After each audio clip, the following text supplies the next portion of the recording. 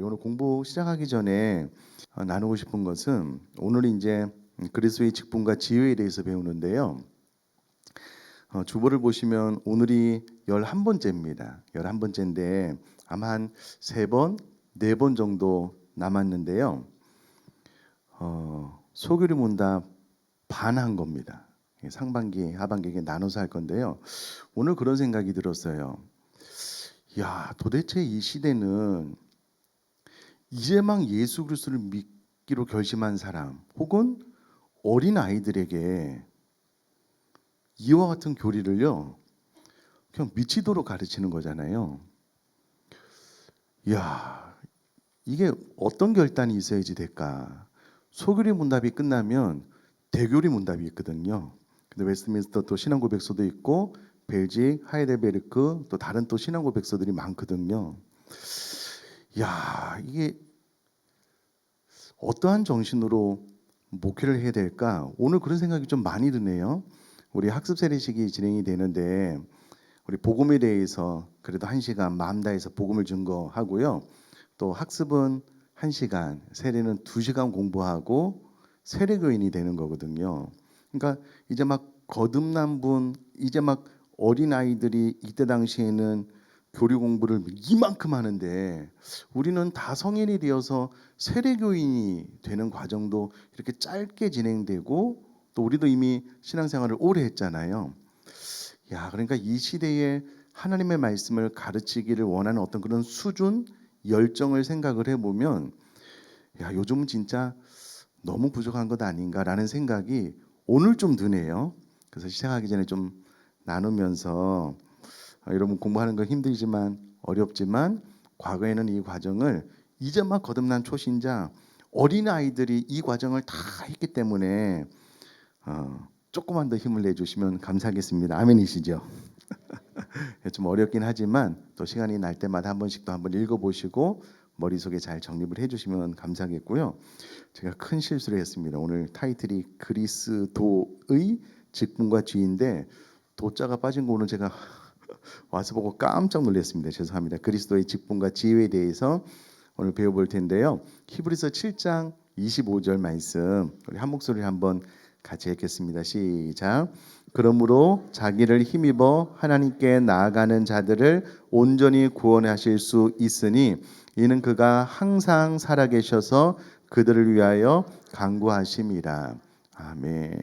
지금 우리가 어떤 흐름 가운데 공부를 하고 있냐면 죄책, 죄 결과. 야, 이대로는 안 된다. 큰일 났다.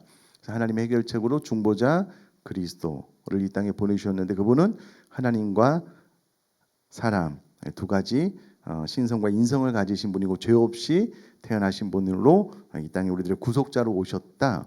사실 여기까지만 배워도 예수님에 대해서 많은 부분을 배운 겁니다. 그런데 오늘 교재를 보면은요, 이게 성이 안 차는 거예요.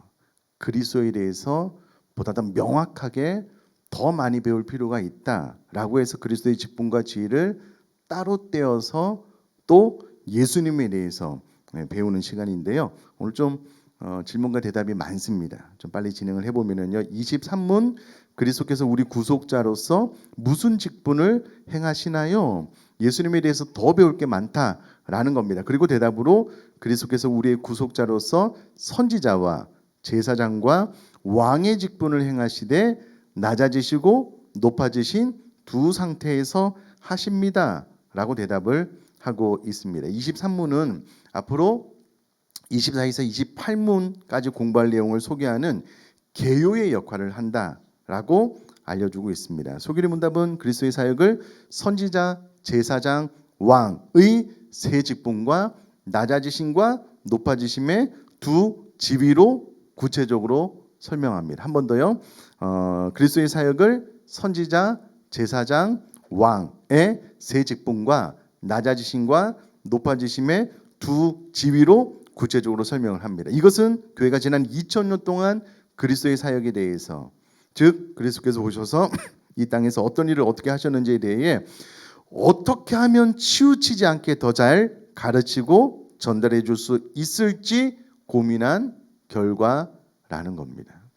그러니까 과거에 막 5년 6개월 동안 151명의 목회자 신학자들이 1163회에 걸쳐서 회의한 결과 그리스도의 사역에 대해서 어떻게 치우치지 않고 효과적으로 잘 가르칠 수 있을까를 고민한 결정체에 대한 대답이 23문 이하에 또 담겨져 있다라는 겁니다. 자, 직분, 중보자 예수 그리스도께서는 선지자, 제사장, 왕 이 세 가지 직분을 수행하신다라고 개의 역할을 하고 난 다음에 선지자의 역할이 무엇인가 24문에 가르치고 있고요. 제사장이란 25문에, 왕이란 26문에 보다 더 세분화해서 가르쳐주고 있다라는 거고요. 이 세 가지 직분의 특징은 무엇을 받았다는 걸까요? 기름 부음 맞습니다. 기름 부음을 받는다는 것입니다. 앞에서 그리스도의 뜻이 기름 부음을 받은 자라는 것임을 배웠습니다. 그런 점에서 그리스도는 이 세 직분의 통합이라고 말할 수 있습니다. 각각의 자세한 설명은 다음 문답에서 살펴보겠지만 일단 여기서 우리가 깨달아야 하는 것은 인간의 타락으로 인한 중보 사역을 위해 지, 정, 의 우리가 앞서 지정의의 타락에 대해서 배웠는데요. 원죄 안에 다 배웠는데요. 이 영역에서의 회복을 위해 이렇게 분화된 역할이 필요했다라는 것을 그냥 기억을 하고 계시면 좋을 것 같습니다. 자, 지위 상태를 말하는데요. 또 중보자는 아무렇게나 내키는 대로 일하는 것이 아니라 영원 전부터 계획하신 그대로 철저히 성부 하나님의 뜻에 순종하여 일하였음을 알게 되는데 그 과정을 낮아지심과 높아지심의 각 단계로 설명하고 있습니다. 이 설명이 기가 막힙니다. 야, 어떻게 이렇게 예수님을 섬세하게 잘 설명할 수 있을까? 그리고 낮아지심을 비하라고 하는데요. 27문에서 다루고 있고요. 승기, 높아지심인데 이것을 28문에 다루고 있습니다. 자, 우선 예수님은 출생 자체부터 낮아지기 시작하셔서 결국 죽기까지 낮아지셨습니다. 그러나 죽음의 권세를 이기시고 부활 승천 하늘에 오르심으로 다시 높아지셨습니다. 지금도 계속해서 우리를 위해 일하고 계시는데요. 정하신 그날의 지극히 영광스러운 모습으로 다시 오실 겁니다. 자, 이것을 이제 세분화해서 배워보도록 하겠습니다. 24문 그리스도께서 어떻게 선지자의 직분을 행하시나요? 대답은 이렇습니다. 그리스도께서 우리에게 그리스도의 말씀과 성령으로 우리 구원을 위한 하나님의 뜻을 드러내심으로 선지자 직분을 행하십니다. 예수님께서 이 땅에 오셔서 세 가지 직분을 행하셨는데 첫 번째가 선지자, 왕 제사장인데요. 선지자에 대해서 이야기하면서 그러면 예수님께서 그 선지자 직분을 어떻게 행하셨습니까? 라고 묻고 난 다음에 그리스도께서 우리에게 그리스도의 말씀과 성령으로 우리 구원을 위한 하나님의 뜻을 드러내심으로 선지자 직분을 행하십니다. 라고 대답을 하고 있습니다. 자, 그러면서 선지자들은 어떤 일을 했는가 잠깐 설명을 하고 있는데요. 성경을 통해 우리는 선지자들이 하는 일을 알 수 있습니다. 선지자는 일종의 대변인이라고 생각하시면 좋습니다. 하나님의 무엇을 전하는 사람일까요? 말씀을 전하는 사람입니다. 하나님의 말씀을 전하는 사람이 선지자인데요. 선지자는 시대의 악함을 고발하고 부정한 왕이나 공직자들에게 경고하며 하나님의 말씀을 선포하는 일을 했습니다. 악한 세대에서 돌이키라 꾸짖고 하나님의 뜻을 소개합니다. 그리고 회개하고 돌이키는 자에게 구원자가 계심을 선포하며 위로의 메시지를 주기도 합니다. 이것이 과거에 선지자가 행했던 일인데 이 일을 예수님께서 이 땅에 오셔서 행하셨다라는 설명입니다. 그리고 마지막 선지자로서 세례 요한이 부르짖는 것은 천국이 가까이 왔다입니다.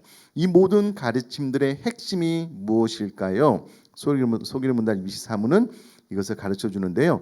모든 선지자의 사역은 우리의 구원을 위해 하나님께서 베푸시는 계획을 우리에게 가르치신 것입니다. 그런데 가장 큰 선지자이신 예수님께서 이 땅에 오셔서 궁극적으로 가르치신 것도 과거의 선지자들이 했던 가르침과 동일하다는 거예요. 수많은 선지자들이 이미 이야기했던 내용을 완전하게 드러내셨는데 우리의 구원을 위한 하나님의 뜻 그것을 말씀과 성령으로 우리에게 나타내 보이셨고요. 그것이 예수님께서 이 땅에서 행하신 선지자 직분의 핵심 내용입니다. 그러니까 예수님께서 이 땅에 오셔서 선지자 직분을 감당하셨다는 것은 우리의 구원을 위해서 말씀과 성령으로 하나님의 뜻을 드러내셨다라는 것입니다. 아주 심플하고요. 이 설명이 되게 긴데 아주 간단하게 핵심적인 것만 요약해서 이 교재가 잘 설명을 해주고 있습니다. 자, 25문 그리스도께서 어떻게 제사장의 직분을 행하시나요? 자, 그리스도께서 제사장의 직분을 행하시는 것은 단번에 자신을 제물로 드리는 것입니다. 하나님의 공의를 만족시키시려고 또 우리를 하나님과 화해하게 하시고 또 우리를 위해 끊임없이 간구하시는 것입니다. 자, 중요하기 때문에요. 한 번만 더 읽어볼게요. 그리스도께서 제사장의 직분을 행하시는 것은 단번에 자신을 제물로 드리는 것입니다. 하나님의 공의를 만족시키시려고 또 우리를 하나님과 화해하게 하시고 또 우리를 위해 끊임없이 간구하시는 것, 그것이 예수님이 제사장 직분을 행하신 내용이다라는 겁니다. 그럼 과거에 제사장이 어떤 일을 했냐면 제사장은 우선 하나님 앞에서 사람을 대표하여 제물과 제사를 드리는 일을 했습니다.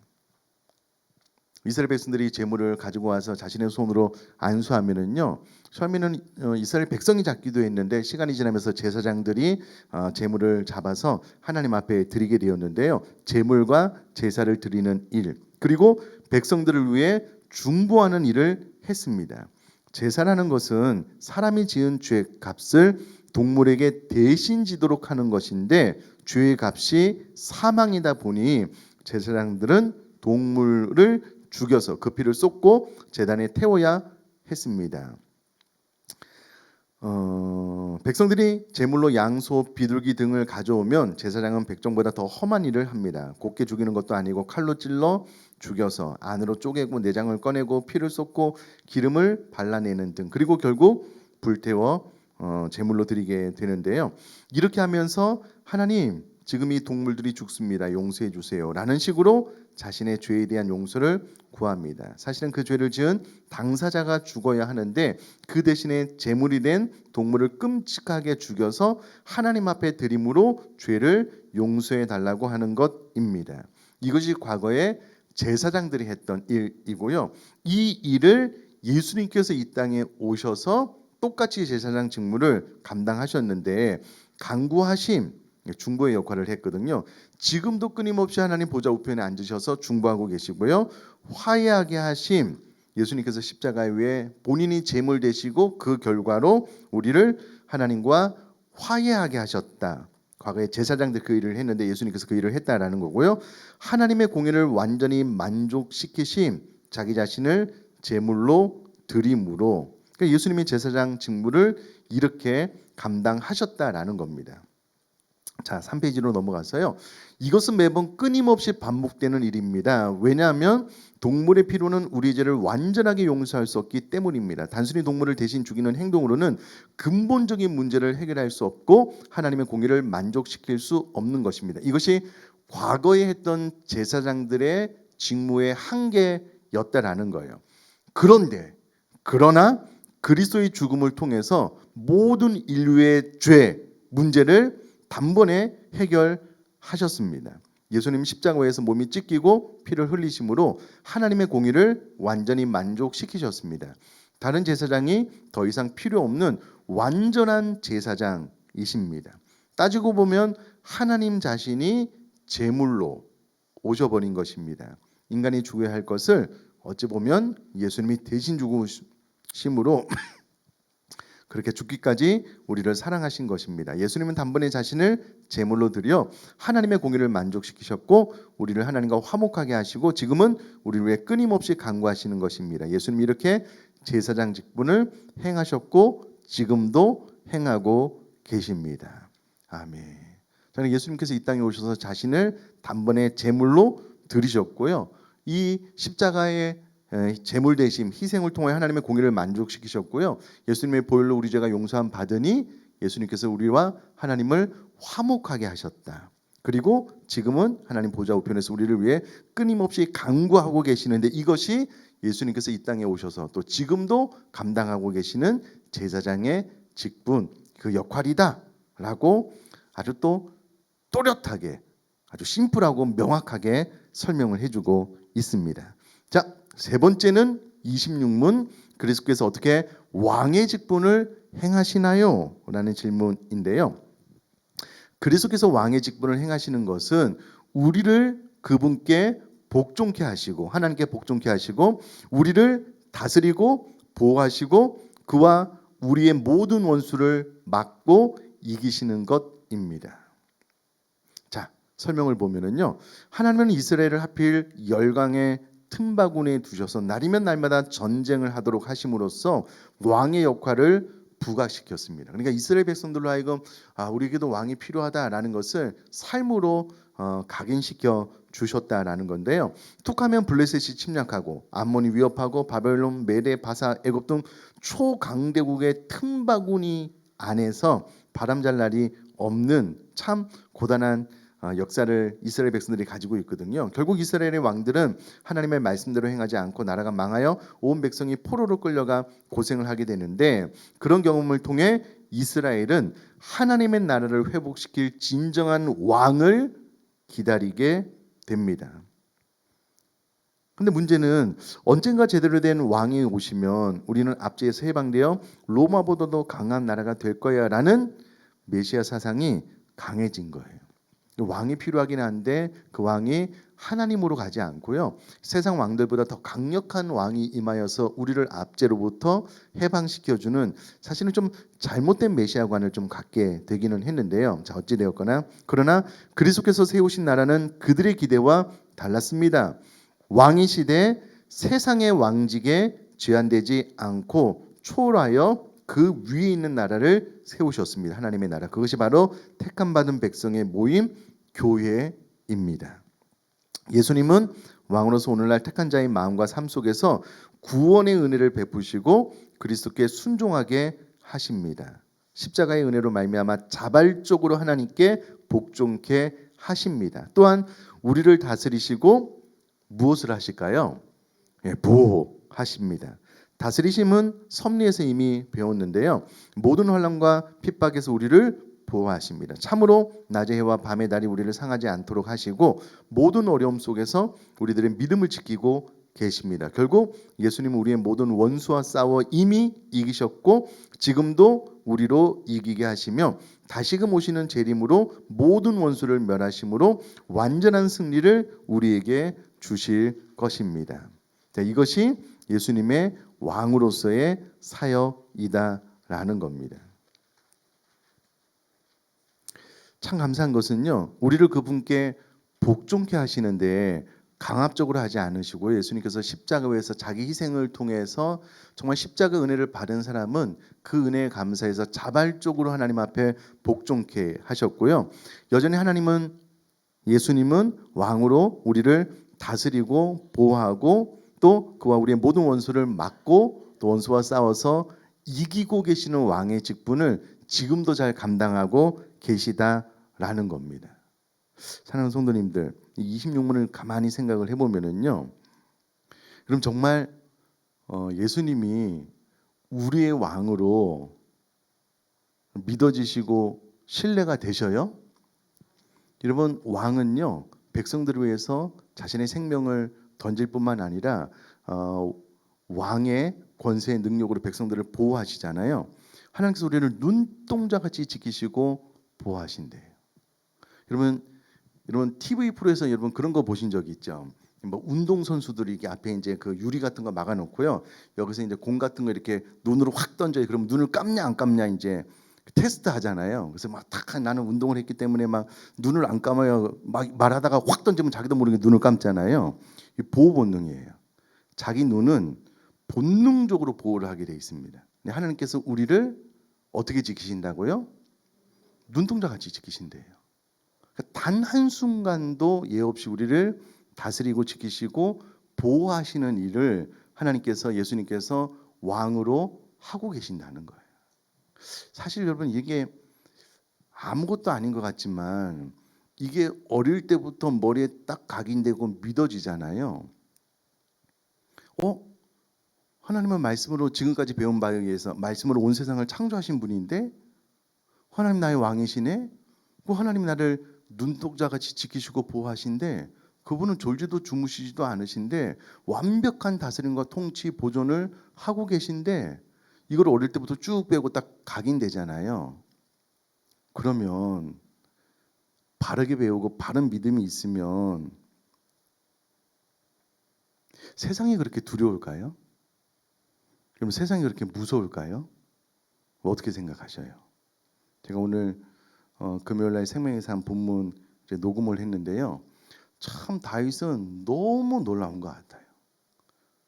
10,000만인이 나를 둘러 진쳐도요 안연하대요.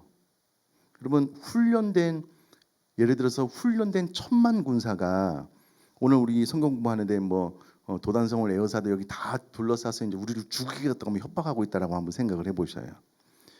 내 마음이 평안합니다. 어떠셔요? 사실은 여러분 이와 같은 배움이 진짜 우리들의 머리에서 마음으로 내려와서 확신하게 되잖아요. 그 세상 가운데 두려워할 이유가 없어요. 다 하나님의 뜻 안에서 진행되기 때문에. 목사님이 지금 평안한 가운데 뭐 사니까 그러죠. 아이고, 저도 말을 다 안 해서 그렇지. 여러분 겪는 건 다 겪고 있어요. 마음에 많은 고민도 있고요. 그것과는 좀 다른 문제입니다. 여러분 진짜 주님이 왕의 직분을 이 땅에 오셔서 행하셨고 지금도 중보하고 계시고 또 하나님의 왕으로서 우리를 다스리시는데 그분은 전능하신 분이래요. 그러면 참 염려 걱정 두려워할 이유가 없거든요. 근데 이제 이와 같은 것들을 많이 배우고 확신하지만 목사님 또 삶은 달라요. 나는 또 그렇지는 못해요. 그러면 계속 다람쥐 쳇바퀴 돌듯이 그런 삶을 살 수밖에 없거든요. 제가 이제 학부 때 심리학을 통해서 배운 것 중에 하나는 사람마다 자기 인생 각본이 있대요. 나라는 민족 각본이 있고요. 이거는 환경이 변하는 거와 상관없이 그냥 자기 안에 가지고 있는 각본이 있는데 이 각본대로 자기는 다람쥐 쳇바퀴 돌듯이 산대요. 외부에서 어떤 상황과 상관없이 예를 들어서 천성적으로 좀 부정적인 분이 계셔요. 환경이 계속 개선돼도요. 계속 부정적인 분이 계셔요. 각본이 그렇게 짜여 있어서 그렇다라는 거. 이것을 좀 돌파해내기가 쉽지 않다라는 거예요.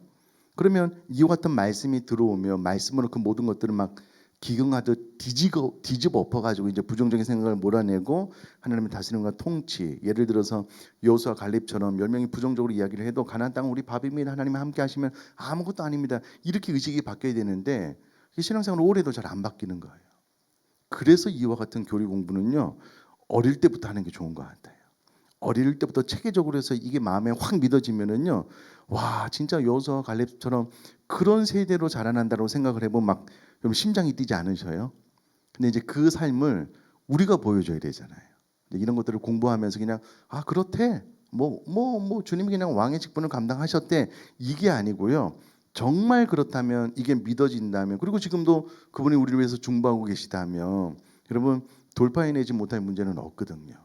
계속해서 이제 그렇게 믿음이 좀 견고해지고 자라나는 그런 교리를 배우는 시간 되셨으면 좋겠습니다. 그럼 아멘이시죠? 자, 계속해서요. 27문 참 은혜스러운 부분인데요. 그리스도인 낮아지심이 어떻게 이루어졌습니까?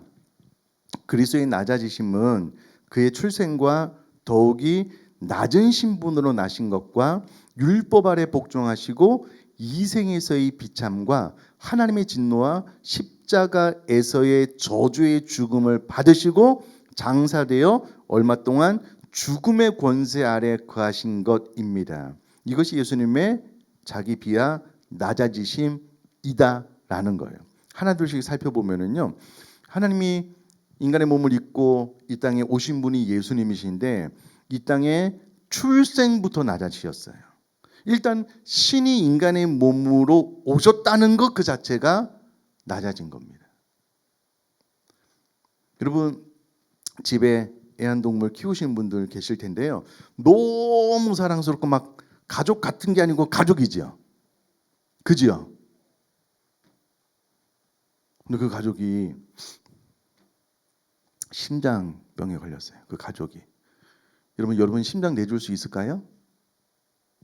심장 내주면 여러분 죽는데. 아멘이 되시는 분이 이렇게. 쉬운 일이 아니잖아요. 이제 여러분 애완동물은 우리랑 같은 피조물이에요. 근데 하나님과 우리는 신과 인간이잖아요.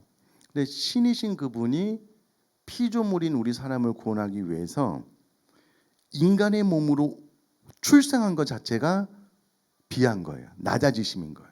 그것도 누가 부탁하고 강요 윽박질러서가 아니고 하나님 스스로의 섭리 선택에 의해서 이 땅에 오셨잖아요. 낮아지심. 출생부터 낮아지심이었고요. 또 천한 신부로 나셨습니다. 아기로 오셨고요. 또 가난함, 구유에서 누이셨잖아요. 예수님의 출생 자체가 체유를 위해서 일부러 이제 그렇게 선택을 하시는 그것도 낮아지심이고요. 율법 아래 복종하심. 율법의 주인이 주님이시잖아요. 근데 율법 아래 예수님께서 복종하셨어요. 그 모든 것들을 다 지키시고 이런 것도 예수님의 자기 비한 낮아지심이고요. 예수님 이생의 비참, 각종 이생의 비참함 예수님 다 겪으셨습니다. 그럼 예수님 감기 걸리셨을까요? 안 걸리셨을까요? 걸리셨어요. 왜? 예수님도 사람이 당하는 모든 질병 다 겪으셨고요. 예수님도 어렸을 때 달려가다가 넘어져서 무릎이 깨지는 그런 경험도 하셨을 거예요.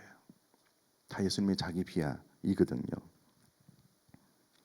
하나님의 진노, 우리를 향하셨어야 할 바로 그 진노를 죄 없이 받으셨습니다. 다 예수님의 낮아지심이시고요. 십자가에서 죽으심, 바로 그 죽음, 그리고 하나님과의 잠깐이지만 단절, 다 예수님의 자기 비하이고요. 장사되심, 예수님이 계실 곳이 무덤이 아니잖아요. 창조주이신 그분이, 근데 그분이 무덤에 장사되신 거예요. 다 예수님의 낮아지심이시고요. 죽음의 권세 아래 3일간 있었습니다. 아니, 생명을 창조하신 분이 굳이 죽음의 권세 아래 있을 필요가 있을까요? 예수님 그렇게 하셨다라는 겁니다. 그러니까 잉태와 탄생, 삶으로 죽음으로 죽음 후에 부활하기까지 낮아지신 이 모든 것이 예수님의 선택에 의해서 스스로 하신 것이다라는 겁니다. 자, 여기까지 생각이 미치면 그동안 느껴왔던 것과는 또 다른 감사와 감격이 생길 겁니다. 정상적이라면.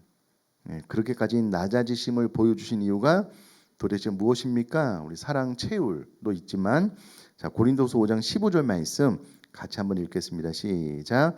그가 모든 사람을 대신하여 죽으심은 살아있는 자들로 하여금 다시는 그들 자신을 위하여 살지 않고 오직 그들을 대신하여 죽었다가 다시 살아나신 이를 위하여 살게 하려 함이라. 아멘.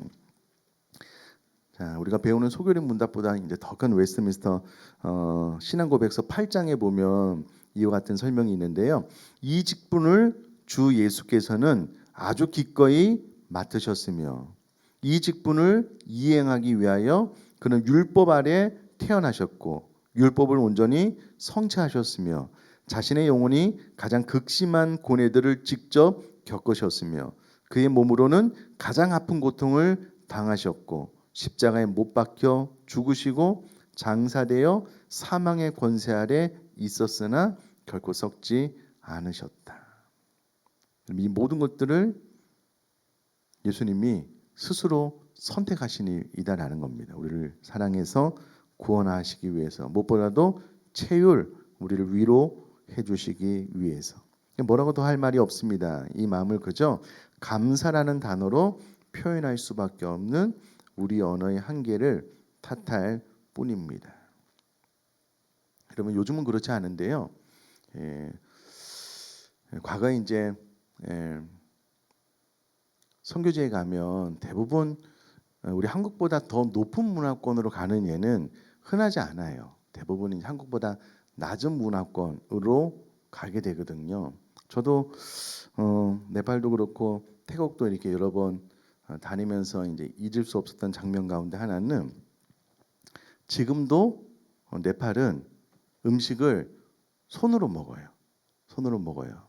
이제 성도님들이 한번 방문을 했는데 그때 아마 성교사님과 누구 이제 생일이었어요. 그 집의 식구의 누구의 생일이었던 것 같아. 그래서 이제 성교사님이 케이크를 준비해 갔어요. 거기서 케이크는 엄청난 선물이거든요.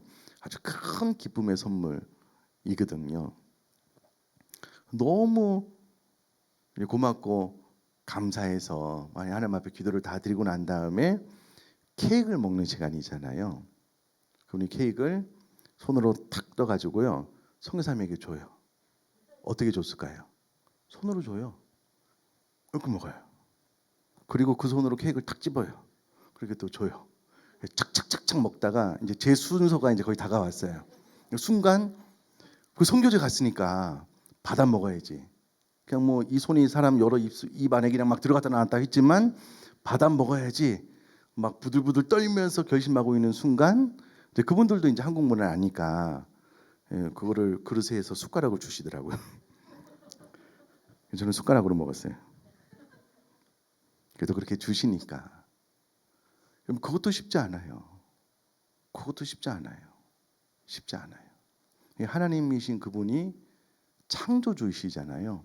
그분의 말씀으로 만든 이 피조물 우리를 사랑해서 구원하시려고 이 땅에 오셨는데 인간이 겪는 모든 것 다 겪으셨어요. 사실은 더 이상 할 말이 없어요. 이게 감사하고 이게 은혜예요. 사실 이것만 생각해도 하나님의 은혜에 너무 감사하고 감격해야 되는 것이 우리들이 신앙생활이거든요. 이제 시간이 지나다 보면 자꾸 하나님 앞에 왜 이거 안 들어주시냐고, 이거는 하나님 이렇게 하면 안 되는 거 아니냐고 이제 우리가 이제 이렇게 교만해지고 있는데요. 그렇지 않습니다. 27문만 그리스도의 낮아지심을 정말 가만히 생각을 해보면 야 이게 우리를 향한 사랑이 너무 크시구나라는 것을 금방 알 수 있어요. 주님만 생각하면 감사, 감격이 될 수밖에 없다라는 겁니다. 자, 계속해서 28문 그리스도의 높아지심이 어떻게 이루어지나요? 그리스도의 높아지심은 사흘 만에 죽음 가운데서 다시 살아나신 것과 하늘로 올라가신 것과 하나님 아버지의 우편에 앉아 계신 것과 마지막 날에 세상을 심판하러 오시는 것입니다. 자, 그리스도의 높아진 상태가 무엇이냐면 첫 번째는 부활하심, 죽음의 권세를 깨뜨리고 부활하심으로써 그리스도가 높아지셨다라는 것이고요. 승천하심, 중력의 법칙, 자연의 법칙을 창조주이시니 자유롭게 깨뜨리고 올라가심, 아버지의 오른편에 앉으심. 자, 퀴즈.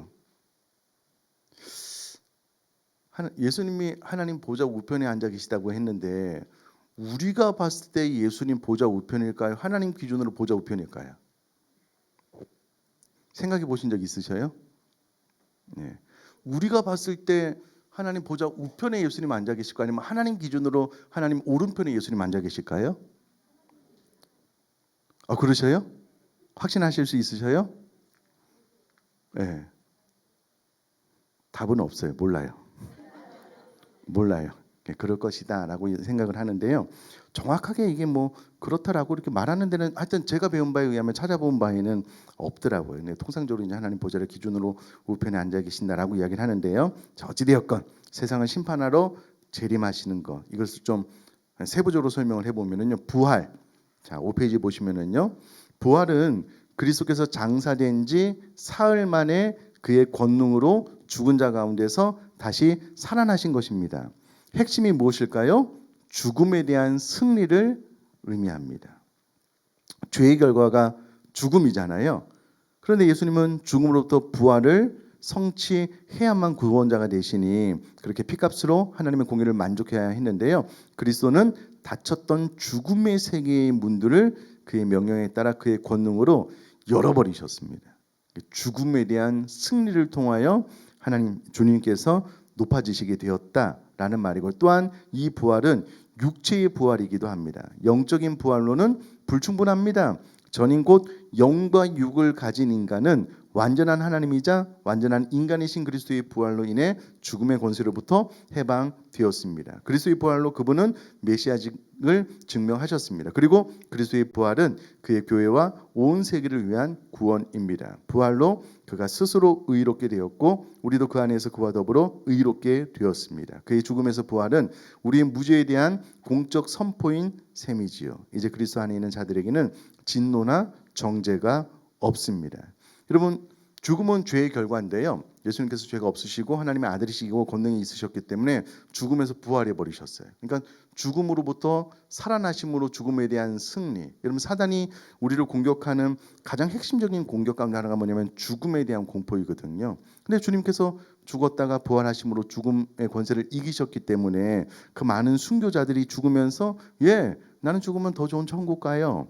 예수님께서 부활하셨기 때문에 죽음으로부터 승리하셨기 때문에 이것이 그리스도의 높아지심 첫 번째 사건이고요. 승천, 예수님께서는 부활 후 40일 동안 그의 사도들과 대화하시며 하나님의 나라에 관한 일들을 말씀하셨고 그들이 보는 눈앞에서 하늘로 올라가셨습니다. 이때 온 땅 위는 물론 모든 자연 법칙과 물질의 온 중력 위에 영광을 얻으신 것을 보여주셨습니다. 그리고 올라간 모습 그대로 다시 오실 것을 말씀하셨습니다. 아멘. 여러분 요즘은 사람이 하늘을 나는 일이 있습니다. 몸에 뭔가를 이렇게 부착하고요. 추진력을 위해서 날아갈 수 있는데요. 예수님은 그런 추진력을 이용해서 중력의 법칙을 깨신 것이 아닙니다. 부활하신 몸 그대로 올라가셨고요. 여러분 우리가 이것 하나만 기억을 해도 이단에 빠질 이유가 없습니다.